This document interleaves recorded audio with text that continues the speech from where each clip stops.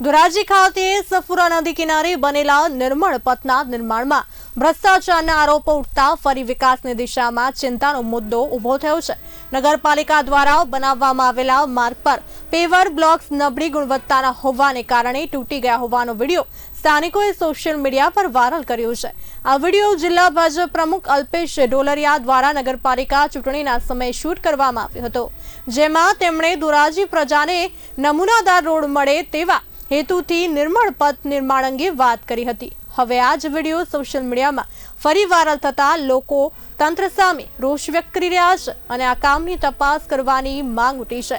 નબળી ગુણવત્તાવાળું મટીરીયલ વાપરતા કોન્ટ્રાક્ટર સામે કાર્યવાહી કરવાની પણ માંગ જે છે ઉઠી છે।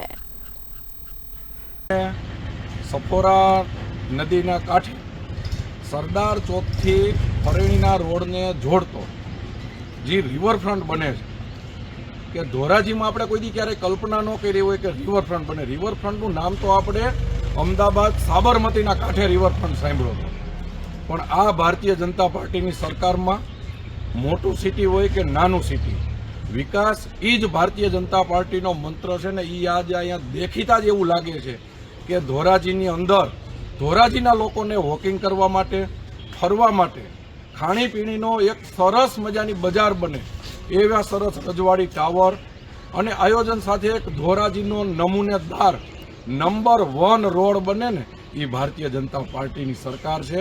આ તો ખાલી હજી ઝલક છે, પિક્ચર હજી બાકી છે। ધોરાજીના લોકો એકવાર ભારતીય જનતા પાર્ટીની મજબૂતાઈથી સંપૂર્ણ બહુમતી માટે એકવાર સરકાર બનાવો, નગરપાલિકા એકવાર ભારતીય જનતા પાર્ટીની બને। આ આગેવાનો વિમલભાઈની બધા આગેવાનોએ નક્કી કર્યું છે કે ધોરાજીને એક સમયે પેરિસ કહેતા, આ ધોરાજીને પાછું પેરિસ બનાવવું છે।